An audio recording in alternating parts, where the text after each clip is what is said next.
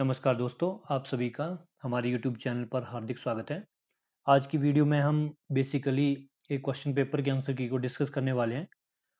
जो आज के दिन एंट्रेंस एग्जाम हुआ जेबीटी का, उसी के आंसर की को हम डिस्कस करेंगे। इसमें हम बेसिकली मैथमेटिक्स के पार्ट को ही डिस्कस करेंगे।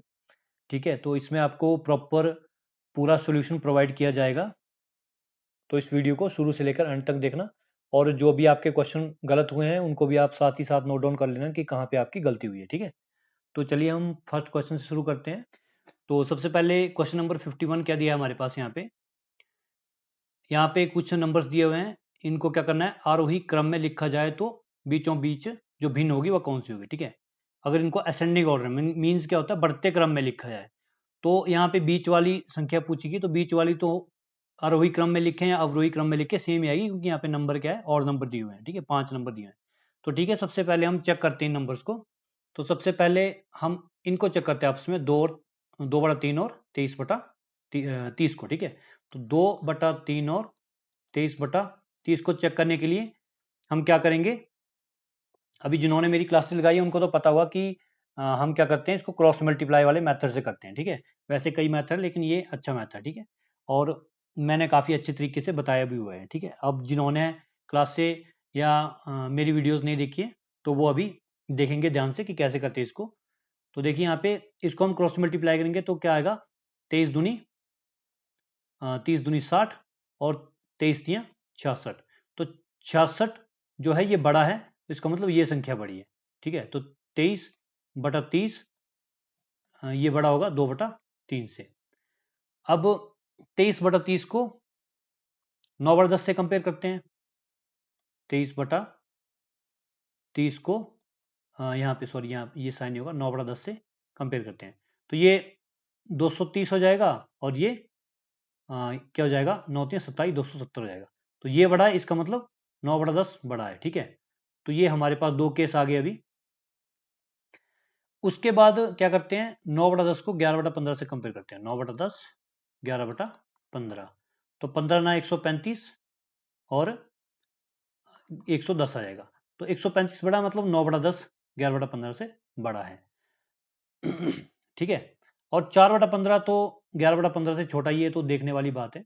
ठीक है, ये तो सामने सामने लग रहा है पता, क्योंकि बेस सेम है, और जो ऊपर वाला जो नंबर होगा, जो अंश होगा, जो बड़ा होगा, वही नंबर जो है वो पूरा बड़ा होगा। ठीक है, अब इसके बाद हमें कंपेयर करने के लिए क्या बचता है, 23/30 और 11/15 को हमने कंपेयर नहीं किया, तो 23/30 और 11/15। अब देखिए यहाँ पे 23 × 15 करेंगे तो 345 आता है, और 23 × 11 करेंगे तो 330 आता है। 345 बड़ा है, मतलब 23/30 बड़ा है। तो अब यहाँ पे देखेंगे हम कि सबसे छोटा नंबर कौन सा है। सबसे पहले तो सबसे छोटा नंबर तो यही लग रहा है, 4/15। तो क्या बोला गया, असेंडिंग ऑर्डर में लिखना है, तो 4/15 सबसे पहले आएगा। उसके बाद क्या आएगा, अब देखिए 11/15 और 23/30 में कौन बड़ा है, 23/30। तो 11/15 छोटा है तो पहले आएगा। ठीक है, लेकिन इसमें 11/15 और अभी, हाँ, 11/15 और 2/3 में भी कंपेरिजन बचता है। तो 11/15 और 2/3, तो 11 × 3 = 33 और 15 दूनी 30। ठीक है, तो 33 ये बड़ा है, मतलब 2/3 छोटा है, तो यहाँ पे 2/3 आ जाएगा दूसरे नंबर पे, ऐसे आ जाएगा ना, 2/3। उसके बाद क्या जाएगा, 11/15। उसके बाद आएगा आपका 23/30। उसके बाद आएगा लास्ट में 9/10। ठीक है, तो ये हो गया आपका असेंडिंग ऑर्डर, बढ़ता क्रम। ठीक है, 4/15 सबसे छोटा, उससे बड़ा 2/3, उससे बड़ा 11/15, उससे बड़ा 23/30 और उससे बड़ा 9/10। तो इसमें सबसे बीच वाला नंबर कौन सा है, 11/15। तो ऑप्शन बी जो है वो राइट आंसर हो जाएगा, 11/15। ठीक है, एक बार फिर से चेक कर लीजिए, कोई गलती हुई हो तो। 11/15 और 23/30 में ये 23/30 बड़ा है, ये यहाँ पे दिखाया हुआ है। उसके बाद इसको देख लो, यहाँ पे 2/3 और 11/15 में 11/15 बड़ा है यहाँ पे। ठीक है, उसके बाद यहाँ पे ये तो देख ही लिया है शुरू में ही, 23/30 और 9/10 में 9/10 बड़ा है, तो यही हमारा राइट आंसर हो जाएगा। ठीक है, चलिए अगला क्वेश्चन देखते हैं। दो संख्याओं का महत्व समावर्ती क्या है 28 है, ठीक है। HCF बराबर 28 है और उनका LCM क्या है 336, LCM 336। एक संख्या 112 है, मान लो x मान लो 112 है, तो दूसरी क्या है। अब हमने एक फॉर्मूला पढ़ा हुआ कि दो संख्याओं का गुणनफल क्या होता है, मीन्स x इंटू वाई क्या होता है HCF गुणा LCM, उन्हीं का HCF गुणा LCM होता है। तो अभी y हमने निकालना है तो क्या होगा HCF गुणा LCM बटा x हो जाएगा। HCF क्या है 28, LCM 336 और ये पहली संख्या है 112। 112 तियां 336 और 28 तियां 84, 84 आ जाएगा। कहाँ पे है, यहाँ पे ऑप्शन ए जो है 84 राइट आंसर हो जाएगा, ठीक है। अभी अगला क्वेश्चन देखते हैं। क्वेश्चन नंबर 53 क्या है हमारे पास यहाँ पे, ये बिल्कुल एक आइडेंटिटी हमारे को दी हुई है, ठीक है। ये आइडेंटिटी क्या है मैं आपको बताता हूँ। देखो यहाँ पे ये सेम है और ये भी सेम है और यहाँ पे ये दो दो के फैक्टर बने हुए हैं, देखो यहाँ पे, और बीच में प्लस प्लस का साइन है, ठीक है। तो ये आइडेंटिटी क्या बोलती है, इसको अगर हम a मान लें और इसको b मान लें तो क्या होगा a cube minus b cube, बीच में माइनस का साइन इसलिए माइनस लिखा है मैंने, divided by a square plus a b plus b square, ठीक है। तो ये आइडेंटिटी बनती है और ऐसे ऐसे क्वेश्चन मैंने पहले भी करवाए हुए हैं, आप मेरी पिछली वीडियोस में देख सकते हैं, काफी अच्छे तरीके से मैंने इनको बताया हुआ है। तो ऐसे केसेस में क्या होता है, जब यहाँ पे प्लस होता है तो यहाँ पे एक आइडेंटिटी बनती है। देखो यहाँ पे a minus b a square plus a b plus b square, ये क्या हुआ, ये हमने a cube minus b cube को ब्रेक कर दिया इसमें, ये फॉर्मूला होता है, इसकी वैल्यू इसकी इक्वल होती है, ठीक है। और नीचे तो यही आएगा a square plus a b plus b square, ठीक है। तो ये इससे कैंसिल आउट हो जाएगा, तो a माइनस बी हमारे पास बचेगा। और a क्या माना है हमने 9.6, 9.6 माइनस बी क्या है 5.4, तो हमारे पास आंसर आएगा 6 से 4 गए 2 और यहाँ पे 9 से 5 गए 4, तो 4.2 हमारे पास आंसर आएगा। ऑप्शन सी राइट आंसर हो जाएगा यहाँ पे, ठीक है। तो ये क्वेश्चन ऐसे होना था, इसमें कोई गुणा वगैरह कुछ नहीं करना है, सिर्फ आपने आइडेंटिटी लगानी है, ठीक है। क्वेश्चन नंबर 54 क्या है, ये हमारे पास दिया हुआ है 3:7 समानुपात का साइन है प्रोपोर्शनेट का 15 और यहाँ पे कोई संख्या मान लो x है। अब देखो इसमें क्या बोल रहा है कि चतुर्थ अनुपात मींस फोर्थ प्रोपोर्शनल निकालना है। फोर्थ प्रोपोर्शनल मतलब चौथे नंबर पे जो है ये हमने निकालना है। तो इसके लिए एक डायरेक्ट फॉर्मूला होता है, क्या होता है, अगर हम a b c और d मान लें तो ये होता है आपका AD इक्वल टू BC हो जाता है, ठीक है। कैसे होता है मैं आपको बताता हूँ। अगर ये प्रोपोर्शनेट होते हैं ना तो a अपॉन बी क्या होता है c अपॉन डी के इक्वल हो जाता है, तो क्रॉस मल्टीप्लाई करते हैं तो AD इक्वल टू BC हो जाता है, ठीक है। तो आपने सिंपल क्या करना है, इसको रख दो यहाँ पे, a और d को गुणा करो, मतलब यहाँ पे 3x हो जाएगा और b और c को गुणा करना है 15 गुणा 7 हो जाएगा। अब 3, ये 3 है ना, 3 5 15 और 7 5 35 आ जाएगा और 35 यहाँ पे ऑप्शन बी में राइट आंसर हो जाएगा, ठीक है। ऑप्शन बी जो है आपका राइट आंसर हो जाएगा। अगला क्वेश्चन देखते हैं। क्वेश्चन नंबर 55 हमारे पास क्या दिया है यहाँ पे बोला गया कि 2 की घात 16 भाग 2 की घात 13। तो ये भी मैंने आपको कराए हुए, सारे क्वेश्चन जो है मैंने आपको करवाए हुए हैं बिल्कुल डिटेल में, ठीक है। 2 की घात 16 बटा 2 की घात 13। अब किसी की घात x हो और बटा किसी की घात y हो, जैसे बेस सेम होना चाहिए, घातें बिल्कुल अलग हो सकती हैं, कुछ फर्क नहीं पड़ता इससे। तो अगर ऐसे कहीं पे आपके पास सिनेरियो आता है तो क्या हो जाएगा, ये a की घात x माइनस वाई हो जाएगा, ठीक है। मतलब घातें आपस में माइनस हो जाएंगी। तो 16 से 13 गए 3, मतलब 2 की घात 3 आ गया। और गुणा बाद में क्या हो रहा है, 2 की घात 2 हो रहा है। अब जब गुणा का केस हो तो a की घात x गुणा a की घात y क्या हो जाता है, a की घात x जमा y, मतलब घातें जमा हो जाती है आपस में। तो 3 2 5 हो जाएगा, मतलब 2 की घात 5 हो जाएगी, ठीक है। तो 2 की घात 5 यहाँ पे ऑप्शन ए में दिया हुआ है। ये सारे जो हैं चैप्टर मैंने, जो मेरा HP पटवारी का कोर्स है उसमें भी मैंने करवाए हुए हैं, उसका ऑलमोस्ट सारा सिलेबस कंप्लीट है, थोड़े बहुत चैप्टर बचते हैं, वो मैं कुछ दिनों में स्टार्ट करने वाला हूँ उसको भी, ठीक है। तो उसमें मैंने बिल्कुल डिटेल में बताया हुआ है, वो कुछ फीस नहीं है उसकी, हमारी ऐप पे मिल जाएगी आपको। हमारी ऐप का लिंक मैं डिस्क्रिप्शन में डाल दूंगा, उसमें आपको मिल जाएगा सारा कोर्स, कंप्लीट कोर्स मैथ्स का। हार्डली 200 रुपये फीस पड़ेगी आपको पूरे कोर्स की, और इसकी वैलिडिटी 1 साल तक रहती है, ठीक है। 1 ईयर वैलिडिटी है और 200 के अराउंड आपको फीस पड़ेगी, लेकिन उसमें जो सारे कंसेप्ट है आपके क्लियर हो जाएंगे। बेशक आपको 200 रुपये पे करने पड़ेंगे, लेकिन जो आपको वैल्यू मिलेगी ना वो 2000 से भी ज़्यादा की वैल्यू होगी। ठीक है, तो आप एक बार देख लीजिए, चेकआउट कर लीजिए, कुछ उसमें फ्री क्लासेस भी हैं, तो आप देख लेना। ठीक है, अगला क्वेश्चन क्या है हमारे पास यहाँ पे, 56 क्वेश्चन है। 1.2 इंटू 10⁻30, इसका आधा क्या है? तो आधा का मतलब क्या है, 2 से भाग दे दो भाई। ठीक है, अब 1.2 गुणा 10 की घात 30 है। तो एक काम करते हैं, इस यहाँ से एक जीरो कैरी ओवर ले लेते हैं हम, तो 12 हो जाएगा, गुणा 10 की घात 29 हो जाएगा, है ना। तो इसका आधा करना है। अब यहाँ पे ये आधा होगा, ठीक है, ये आधा होगा, क्योंकि ये गुणा में है ना, तो ये दो एक से ही कट जाएगा, 2 छिका 12। अब इसको नहीं काटना हमने, ठीक है, तो ये हो जाएगा आपका 6 गुणा 10 की घात 29। तो ऑप्शन कहाँ पे है, ऑप्शन डी यहाँ पे राइट आंसर हो जाएगा। 6 को हम 6.0 भी लिखते हैं, क्यों लिखते हैं, क्योंकि जो पॉइंट के बाद जीरो होती है ना वो सिग्निफिकेंट नहीं होती, तो इसको हम लिख सकते हैं। अगला क्वेश्चन क्या है, क्वेश्चन नंबर 57। इसमें हमने क्या निकालना, रेसिप्रोकल, उल्टा निकालना है इसका। तो उल्टा का मतलब क्या होता है, बटा एक के नीचे कर दो उसको, है ना। जैसे इसको हम गुणा करते हैं, 7 तियां 21 हो जाएगा, और ये 13 आठे 104, ये बन गया हमारे पास। अब ये माइनस माइनस प्लस हो गया, ठीक है। तो इसका उल्टा क्या हो जाएगा, 104 बटा 21, बस सिंपल सी बात है। तो 104 बटा 21 कहाँ पे है, ऑप्शन सी में यहाँ पे, तो सी हमारा राइट आंसर हो जाएगा। अगला क्वेश्चन देखते हैं, क्वेश्चन नंबर 58 क्या है हमारे पास यहाँ पे, इसका मान निकालना है, इसकी वैल्यू फाइंड आउट करनी है। तो यहाँ पे देखो, ऐसे क्वेश्चन में क्या होता है कि हम बिल्कुल बैकवर्ड से चलते हैं, बैकवर्ड से फॉरवर्ड की तरफ चलते हैं। ठीक है, तो पहले 4 को हम सॉल्व करेंगे, तो 4 का रूट होता है 2। अब 2 को 8 से गुणा करेंगे तो क्या हो जाएगा, 16 हो जाएगा। ठीक है, 16 हो जाएगा, 16 का रूट क्या होता है 4। अब 4 को 16 से गुणा करेंगे तो 64 हो जाएगा, 64 का रूट क्या होता है 8। तो इस तरह से आपने इसको सॉल्व करना है। तो फाइनल आंसर हमारे पास 8 आ गया, जो कि ऑप्शन डी में दिया हुआ हमें।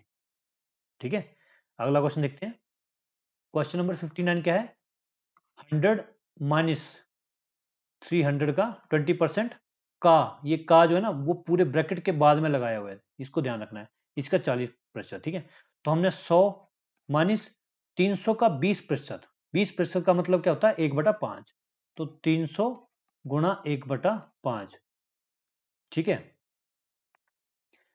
ये 300 लिखना था यहाँ पे, 5 छिका 30, तो 100 माइनस 60 आ गया, मतलब 40 आ गया हमारे पास। ठीक है, अब 40 का 40% क्या होता है, 40 का 40 होता है आपका 2/5। ठीक है, 2/5, तो 5 अठे 40, 8 दूनी 16, तो हमारे पास 16 जो है राइट आंसर आ गया, ऑप्शन सी में यहाँ पे दिया हुआ है। ये भी मैंने आपको परसेंटेज वाले चैप्टर में करवाया हुआ है, जो मेरा कोर्स है उसमें डिटेल में आपको बताया हुआ है, बाकी क्वेश्चन तो मैं आपको यूट्यूब पे डालता रहता हूँ। ठीक है, अगला क्वेश्चन है क्वेश्चन नंबर 60। यहाँ पे दिया हुआ है a square minus b square is equal to, तो ये तो डायरेक्ट फॉर्मूला है ना, a square minus b square. अब इससे कई लोग यहाँ पे कंफ्यूज हो सकते हैं कि ए माइनस बी का होल स्क्र, और वो ये वाला फॉर्मूला टिक कर सकते हैं, लेकिन ऐसा नहीं होगा। ये ए स्क्र माइनस बी स्क्र है, तो ए स्क्र माइनस बी स्क्र होता है ए प्लस बी इंटू ए माइनस बी। अगर किसी को दिक्कत आती है ना, तो वो यहाँ से भी सोल्व करते हैं। देखो यहाँ से इनको आपस में मल्टीप्लाई करके भी आंसर आएगा आपका ए स्क्र माइनस बी स्क्र। ठीक है, तो ऑप्शन डी राइट आंसर हो जाएगा। अगला क्वेश्चन देखते हैं, क्वेश्चन नंबर 61 हमारे पास है, 64 रेज टू द पावर 1/6, इसको सॉल्व करना है। तो यहाँ पे देखो भाई, 64 कैसे आता है, 64 आता है हमें 2 की घात में कहाँ पे आता है, मतलब ये हमने देखना है। तो यहाँ पे 6 है ना, तो ऑब्वियस सी बात है 2 की घात 6 में आएगा। वैसे भी 6 में आता है, लेकिन आपको यहाँ से तुक्का मारने के लिए ईजी रह जाएगा। ठीक है, आपको ज़्यादा दिमाग लगाना नहीं पड़ेगा। 2 की घात 6 क्या होता है, 64 होता है। तो 2 की घात 6, इसकी घात 1/6। तो ध्यान रखना यहाँ पे a की घात x, मतलब a की पावर x इंटू वाई क्या होता है, a की पावर x y हो जाता है। तो यहाँ पे इंटू हो जाता है, आपस में गुणा हो जाती है। तो 2 की घात 6 गुणा 1/6, तो ये 6 से कैंसिल हो जाएगा, तो 6 बच जाएगा, सॉरी 2 बच जाएगा यहाँ पे बेस में, मतलब 2 की घात 1 बचेगा, तो ये 2 हो जाएगा। ठीक है, ऑप्शन सी राइट आंसर हो जाएगा यहाँ पे। क्वेश्चन नंबर 62 क्या है हमारे पास, किसी लंबवृत्तीय बेलन के आधार की परिधि 44 सेंटीमीटर तथा उसकी ऊंचाई 15 सेंटीमीटर है। बेलन का आयतन निकालना है हमें। ठीक है, इंग्लिश में पढ़ देता हूँ एक बार। The circumference of the base of right circular cylinder is 44 centimetre and side is 15 centimetre. The volume of cylinder in cubic centimetre, cubic centimetre में वॉल्यूम क्या होगी। तो सबसे पहले तो हमें परिधि दी हुई है। परिधि क्या होती है, सर्कमफ्रेंस क्या होती है 2πr। 2πr की वैल्यू कितनी है 44। तो r की वैल्यू यहां से निकल आएगी 44/2π, मतलब 44/2 इंटू 22/7। पाई की वैल्यू हमें यहाँ पे दी हुई है, यही रखनी है हमने, ठीक है। तो 22 दुनिया यहाँ पे 44 हो गया, तो ये उल्टा हो गया 7 यहाँ पे, तो ऊपर आ गया 7। तो 7 हमारे पास रेडियस आ गई है। अब बेलन का आयतन क्या होता है? बेलन का आयतन होता है पाई आर स्क्वेयर एच, ठीक है। Pi r square h, pi r square ये और इंटू हाइट एच, ठीक है। तो 22/7 गुणा आर स्क्वेयर मतलब 7 गुणा 7 इंटू एच मतलब 15। तो 7 से 7 कैंसिल हो गया, 15 7 105 हो गया, और 22 गुणा 105। तो इसको उल्टा करके ऐसे लिखते हैं 105 गुणा 22। तो 105 दूनी 210, और यहाँ पे 210 0 1 3 और यहाँ पे 2, 2310 हमारे पास यहाँ पे ऑप्शन ए में दिया हुआ है, तो ऑप्शन ए हमारा राइट आंसर हो जाएगा। अगला क्वेश्चन देखते हैं। क्वेश्चन नंबर 63 क्या दिया है हमारे पास? 10 संख्याओं का माध्य 0 है, यदि इन संख्याओं में 72 और -12 को सम्मिलित कर लिया जाए तो नया माध्य क्या होगा? माध्य का मतलब होता है मीन, और मीन को हम सिंपली एवरेज भी कहते हैं, ठीक है।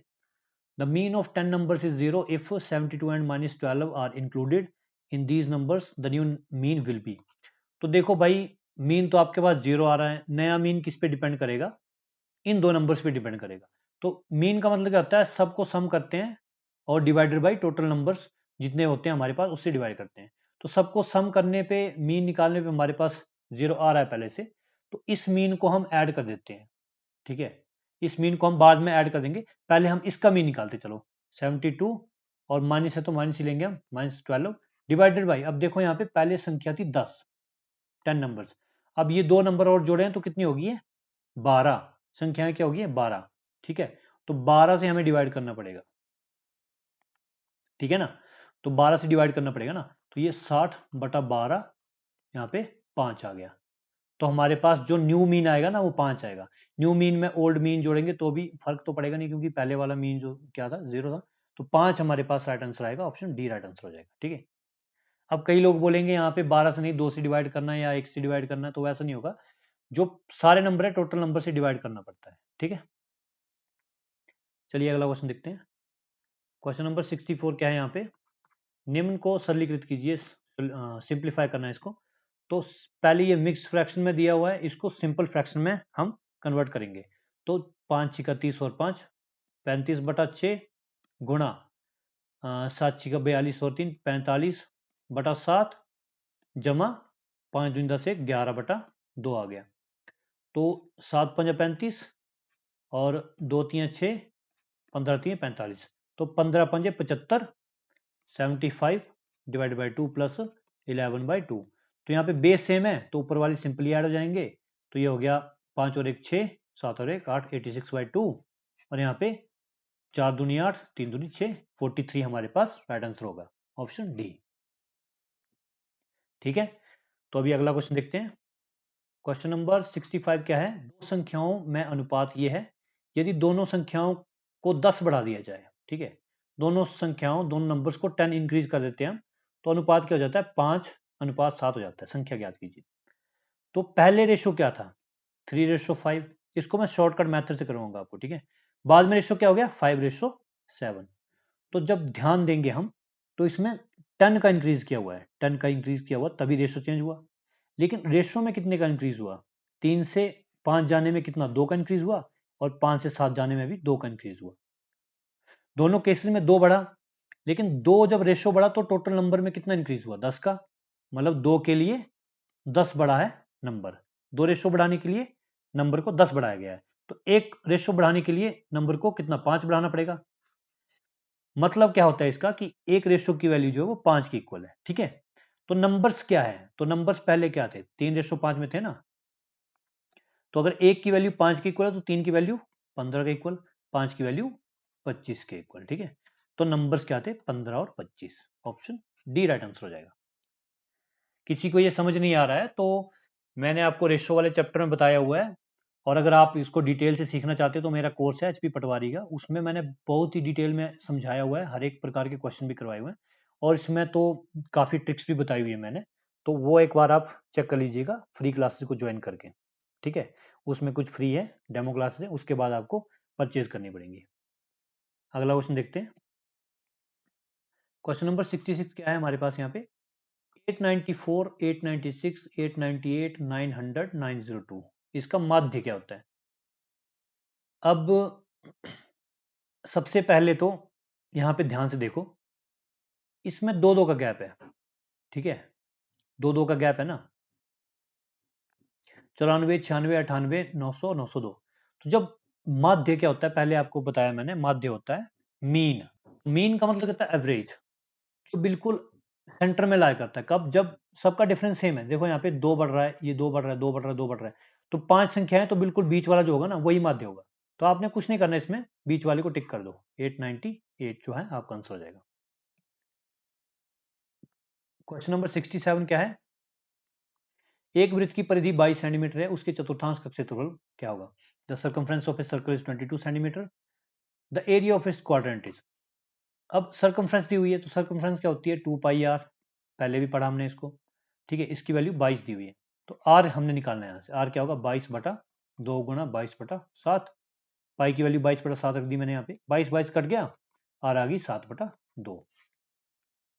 7/2 हमारे पास त्रिज्या आई है, लेकिन यहाँ पे क्वाड्रेंट का क्षेत्रफल पूछा गया है, ठीक है, क्वाड्रेंट का एरिया। तो मैं आपको पहले क्वाड्रेंट वाला कंसेप्ट समझाता हूँ, ठीक है। मान लो ये सर्कल है आपके पास, ठीक है, और इसको हम 4 बराबर भागों में बांटते हैं। तो ये जो होते हैं ना, इनको बोलते हैं क्वाड्रेंट, ठीक है। First quadrant, second quadrant, third quadrant है, ये फोर्थ क्वाड्रेंट, ठीक है। तो जो एक क्वाड्रेंट है ना, उसका जो एंगल होता है वो होता है 90 डिग्री का। 90 डिग्री का एक क्वाड्रेंट का एंगल होता है, ठीक है। तो हमें चतुर्थांश का ही पूछा गया, मतलब इट्स क्वाड्रेंट, मतलब एक क्वाड्रेंट का ही हमें एरिया पूछा गया है। और इसका फॉर्मूला क्या होता है एरिया का, जब क्वाड्रेंट का एरिया निकालते हैं तो फॉर्मूला होता है थीटा बटा 360 इंटू पाई आर स्क्वायर, ठीक है। और थीटा यहाँ पे क्या है, जितने भाग का हमने एरिया निकालना है। अब यहाँ पे एक क्वाड्रेंट का पूछा गया, तो थीटा 90 डिग्री हो जाएगा, 90 डिवाइडेड बाई 360, ये वाला 90, ये वाला लो या ये वाला लो या ये वाला कोई भी ले लो, 90 डिग्री होगा। लेकिन क्वाड्रेंट यहाँ पे एक ही बोला गया है, into 22/7 into r square. R क्या है, 7/2 और 7/2।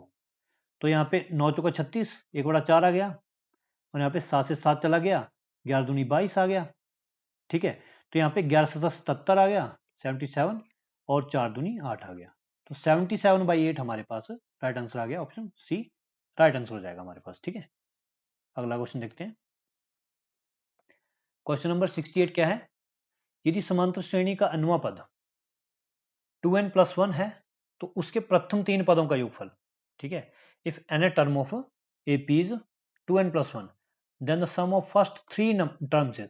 अब यहाँ पे कई लोग कंफ्यूज होंगे कि यहाँ पे AP का फॉर्मूला लगा देंगे, कुछ भी मतलब बिल्कुल प्रॉपर तरीके से चलेंगे, लेकिन यहाँ पे वो स्टेप यूज नहीं होगा। यहाँ पे देखो ये an दिया हमारे पास ना, an बराबर 2n+1। अब an के लिए एक जनरल मेथड दिया है, ये an का मतलब क्या होता है कि जब n ये है तो ये फॉर्मूला जो है वो कंसीडर होगा। तो अगर हम a को 1 रख देंगे तो क्या हो जाएगा, यहाँ पे 2 इंटू 1 प्लस 1 हो जाएगा ना, तो 2 एकम 2 जमा 1 3 हो जाएगा। अब A2 रख देंगे तो क्या हो जाएगा, 2 दूनी 4 जमा 1 5 हो जाएगा।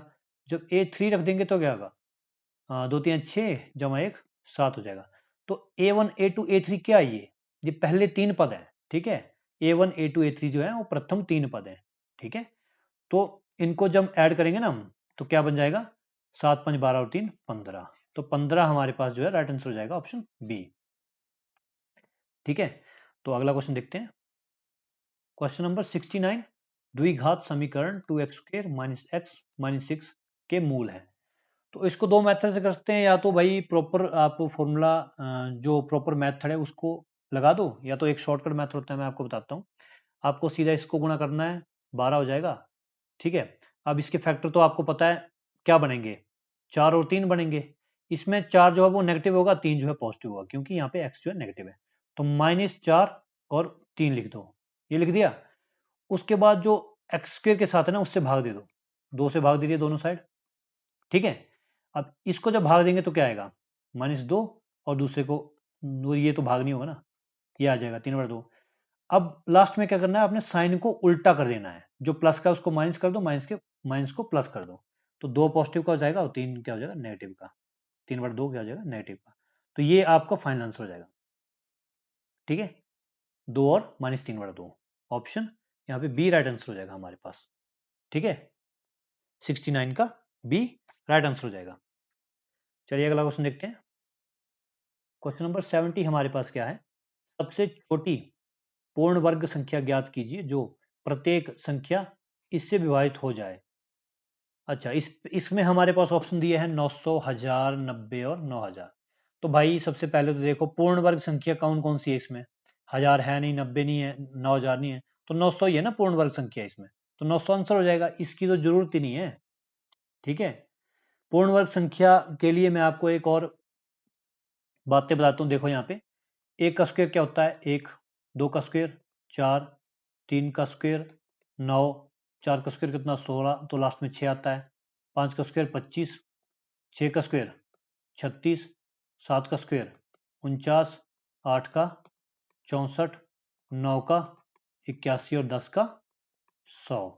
तो ध्यान से देखो यहाँ पे एक आ रहा है, दो तो आ नहीं रहा है यहाँ पे, तो 2 लिख लो, 3 भी नहीं आ रहा है तो 3 लिख लो, 4 आ रहा है, 5 आ रहा है, 6 आ रहा है, 7 भी नहीं आ रहा, 7 लिख लो, 8 भी नहीं आ रहा है, ठीक है, 8 भी लिख लो, ठीक है, 9 और 0।